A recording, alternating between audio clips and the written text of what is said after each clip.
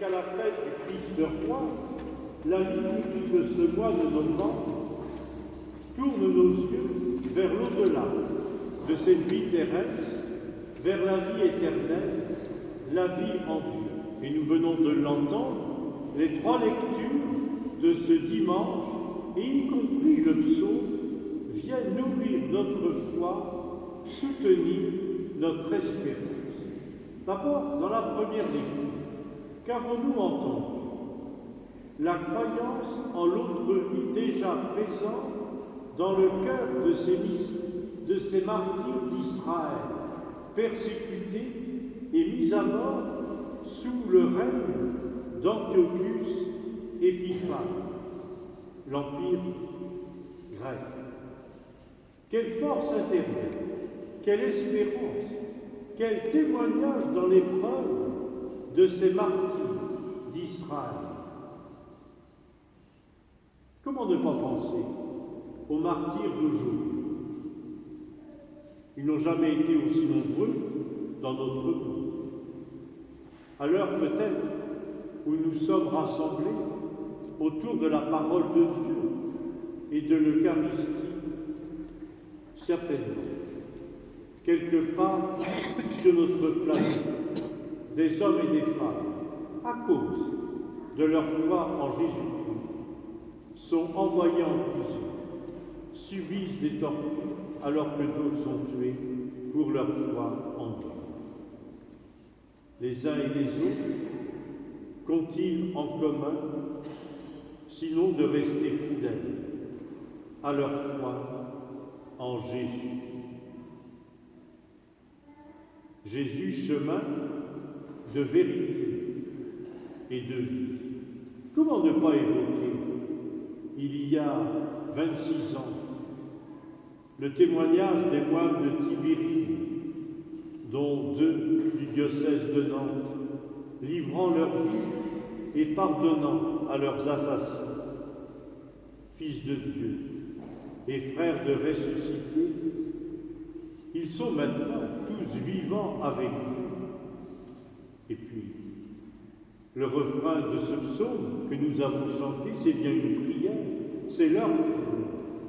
Le jour viendra, Seigneur, où je m'éveillerai en ta présence.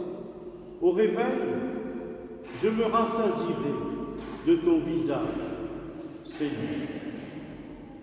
Et vous avez entendu la controverse entre les Sadducéens et Jésus dans l'évangile d'aujourd'hui. Controverse nous montrant combien la foi en la résurrection n'était pas acquise. La foi en la résurrection, c'est autre chose que la survie dans l'au-delà que préconisait à son époque la sagesse égyptienne. Vous savez, les pharaons avec ces tombeaux. La résurrection n'est pas à confondre avec cette survie. Je le dis rapidement au passage. La foi en la résurrection n'était pas acquise et faisait l'objet de moqueries déplacées. Cette histoire des 7 frères et de la veuve de l'aîné est suffisamment caricaturale pour que d'ailleurs Jésus ne s'y arrête pas. Il rappelle seulement qu'on ne peut pas imaginer la vie éternelle à partir de celle-ci. Elle n'est ni le prolongement, ni le recommencement. C'est bien plus que cela. Elle en est l'accomplissement quand Jésus se montre à ses disciples vivants le soir de Pâques. Au-delà de sa mort, voici les disciples, les apôtres, en face de sa présence renouvelée et de l'accomplissement de la promesse du Père dans son amour fidèle qui lui avait fait dire « Là où je suis, vous serez aussi ». Et puis, dans la seconde lettre de Paul aux Thessaloniciens, qu'est-ce qui est dit? nous avons à entendre.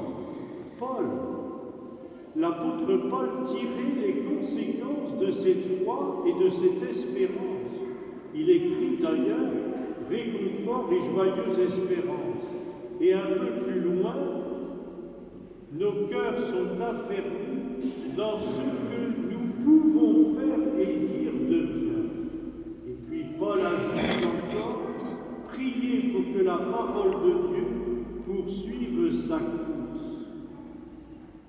Oui, il y avait une grande différence entre Sadducéens qui, eux, ne croyaient pas en la résurrection et les pharisiens qui, eux, croyaient en la résurrection.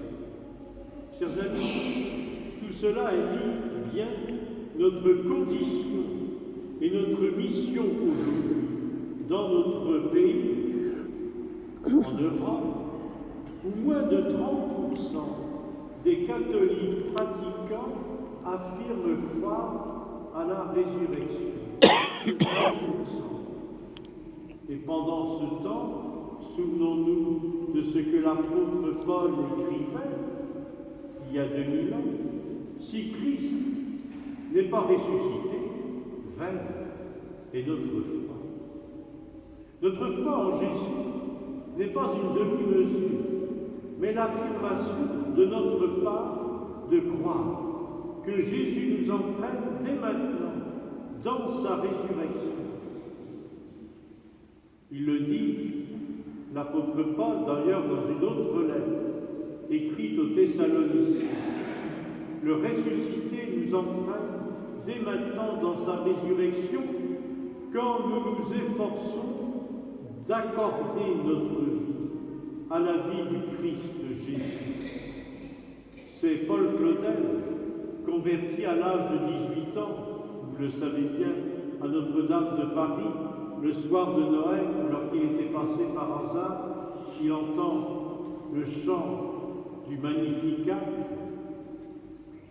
Plus tard, converti, il écrira « Notre foi en la résurrection ne commence pas seulement à notre mort, elle est déjà commencée chaque fois que là où nous sommes, nous semons quelque chose de l'Évangile. » Témoigner de notre foi en Christ ressuscité, voilà notre mission.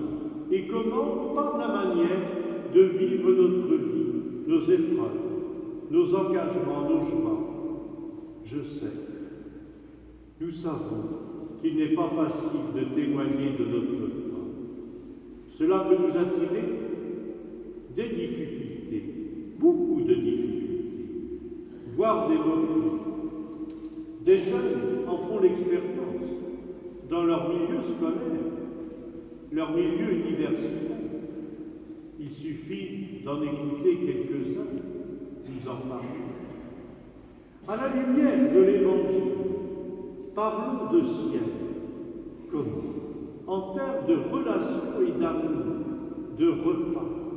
Car l'essentiel de notre vie, ce sont justement les relations que nous tissons. L'essentiel de notre vie, c'est d'aimer à la manière de Jésus. Car rien ne sera perdu.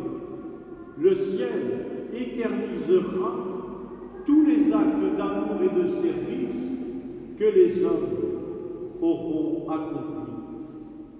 C'est ce jésuite, le père Varillon, qui écrivait, et dans l'un de ses livres, La joie de vivre et de croire, il écrivait « Tout ce qui est humain est appelé à être divinisé.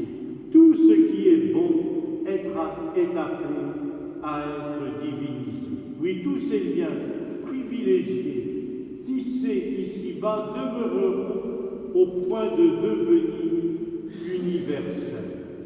Telle est l'espérance chrétienne décrite par l'apôtre Paul. Ainsi, la vie éternelle n'est pas pour plus tard, comme je vous le disais, elle est, comme je vous le disais, dès maintenant, dès à présent.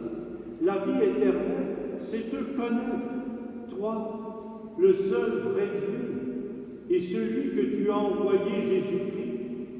Et c'est l'apôtre Jean, dans son évangile, qui l'écrit et qui en témoigne. Ici, sur cette terre, connaître, c'est aimer. Connaître, c'est aimer. La mort n'a pas pu garder le vivant en son pouvoir. Le Christ Jésus a tout donné. Il est allé jusqu'au bout et la mort n'avait rien à lui prendre. Désormais, dès cette terre, le ressuscité, le Jésus de Nazareth, nous entraîne ainsi vers l'éternité. Frères et sœurs, j'attends la résurrection des morts. Ces mots du Christ, nous les redisons chaque dimanche. Nous allons les redire tout à l'heure. J'attends la résurrection des morts. Ces mots sont notre espérance. Oui, chers amis, nous ne venons pas du néant pour aller retourner au néant. Oui, frères et sœurs, nous venons de Dieu pour aller et retourner vers Dieu. Voulez-vous que nous accueillions la profession de foi de Thérèse de Lisieux, dont la foi fut mise bien des fois à rude épreuve au soir de sa vie, entourée de ses sœurs au Carmel à Lisieux.